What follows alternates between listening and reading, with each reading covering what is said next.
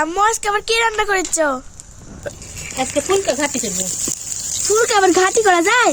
দেখো ছোট আলু দিয়ে আর পাঙ্গাস মাছ দিয়ে ঘাটি করলে কিরম স্বাদ লাগে জানো? খাইয়ে দিয়ে চলে এসছে।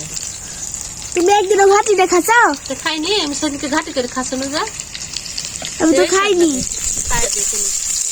আজকে প্রথম খাবো। এই কয়েকটা পাঙ্গাস মাছ দিবে? তোমার আলুটা হেভি টেস্ট আছে গো। হ্যাঁ আলুটা যে পুরো দিলে না সেরকম খাইতে টেস্ট। খাচ্ছ? দেখো কি টেস্ট, সেই টেস্ট। তুমি খাচ্ছো? না খাইনি। এই জন্য তুমি খাইতে চাও। এত taste। তুমি তো খাওই না আম্মু। ছোটবেলা আমরা কত যে খাচ্ছে কি লাগে, বড় হয়ে খাওয়া হয় না।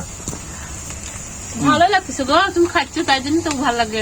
এরকম টেস্ট। আব্বু আম্মু করছে ফুলকার বলে ঘাটি হয় আবার। ফুলকের ঘাট তুমি খাওনি? খাইনি তো তাই বুঝে না। খাই লাগে এই রান্নাটা। খাই দেখো কিরম লাগে। আচ্ছা দেখবো নি। আব্বু তুমি তো সব আলু খাইলে। কি করবো, হেভি টেস্ট লাগতেছে। আর তোমার লাগে তো একটা ঠুসে মনে হয়। মানে তোর লাগতে খুশি যা। একটা আছে। রাখছো? হয়। হ্যাঁ আমরা তো পুরো পুরো সারকার হয়ে গেছে। উঠে সারকার হয়নি রে বাবা। তোমার লাগে একটা খেয়ে দিছি তো। আজকে আমাদের বাসায় আমার আপু আসবে বলে এত আয়োজন।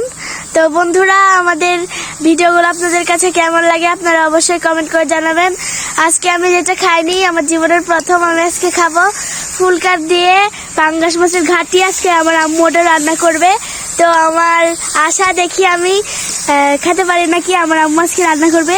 আর এখন আমার আম্মু পাঙ্গাসটা এই যে দিয়ে দিয়েছে কড়াইতে। এটা এখন কি করবে আম্মু? এই পাঙ্গাস মাছ তোমার ঘাটি করে দিব, দিয়ে এগুলো ফুলকে দেখবারে ঘাটি করে দিব সবকিছু। ও তুমি তো দেখছি খাতে আসো।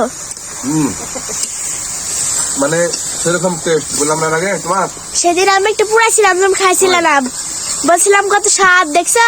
তুমি কালকেও খাচ্ছিলে, আবার আজকে খেয়ে তুমি মজা পেয়ে গেছো। প্রতিদিন এখন খাচ্ছে। তাহলে আলু থাকে কিনতে হবে সারাদিন।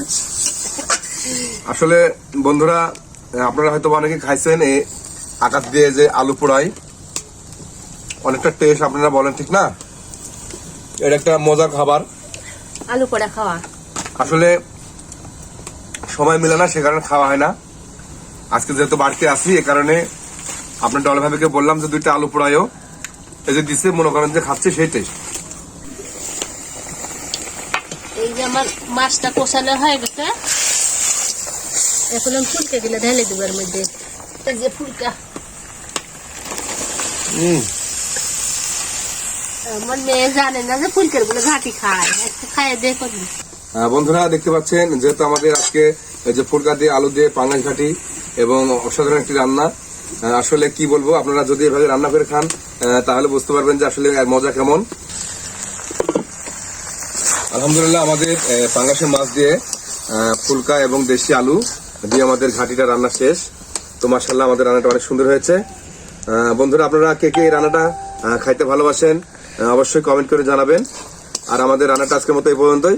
সবাই ভালো থাকবেন, সুস্থ থাকবেন। সবাইকে ধন্যবাদ।